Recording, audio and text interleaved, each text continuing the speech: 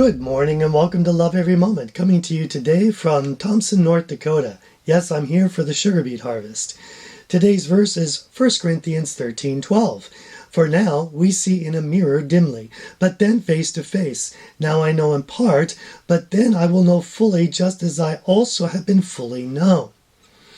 Now remember, the context here is all about the supremacy of love over the gifts of the Spirit. Nothing wrong with the gifts of the Spirit. Nothing wrong with speaking in tongues and prophesying and having all mysteries and knowledge and all that, having all faith. That's great. But the main idea is love. After all, you could be a Christian and not speak in tongues. That's fine. In fact, you could be a good Christian and not speak in tongues. But you can't be a Christian if you don't love.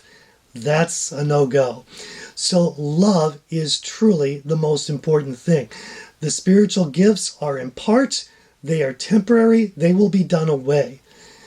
But love is going to last through eternity.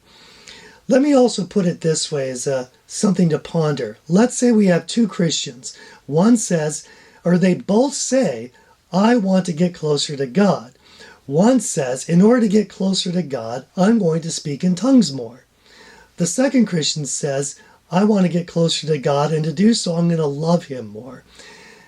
I'm going to suggest that the person who chooses to love God more is going to be much more successful at getting closer to Him.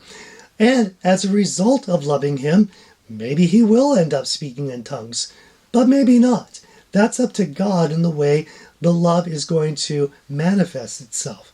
Now, more specifically to this verse, now we see in a mirror dimly.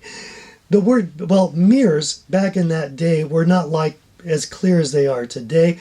If I understand right, they were mostly just polished metal of some sort. So they didn't have a really clear view. And on top of that, that word dimly is only used this one time in Scripture, and it's where we get the word enigma from. So as we're looking in a mirror, it's an enigma. It's a mystery. We don't really know 100% what we're looking at. That's the idea of life right now. Even with the spiritual gifts, there's still a bit of cloudiness for us. We're not going to know as much as Jesus Christ Himself knows. But then, face to face. And that is an amazing thing. Let's look at a couple of scriptures here. In Revelation 22, and you should just read the entire chapter, it's a glorious picture of what heaven's going to be like. And in verse 4, it says, they, that's the people in heaven, will see His face, and His name will be on their foreheads. They will see His face. That really hasn't been done since Adam. Maybe you could argue Moses, but let's just say it really hasn't been done since creation. But we'll be able to see Him face to face. Let's look at one other.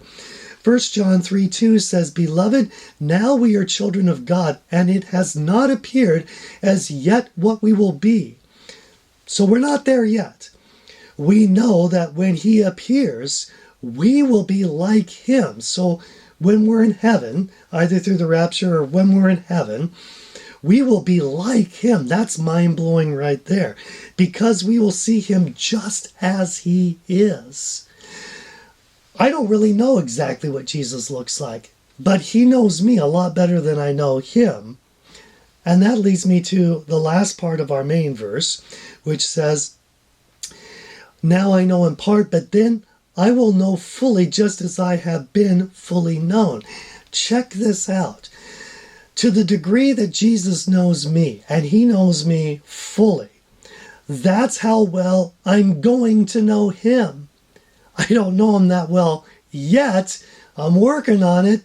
I keep studying, I keep loving, and I'm getting closer all the time. But there's going to be a time when I get to be fully knowing Him just as well as He knows me. That is the glorious reality. So let's choose love as our primary pursuit. And pursuing the spiritual gifts, if they happen, great. If not, at least we'll be loving Him. Because if we love every moment, we're going to love every moment. I'm your average wretch, and I hope you have a great week.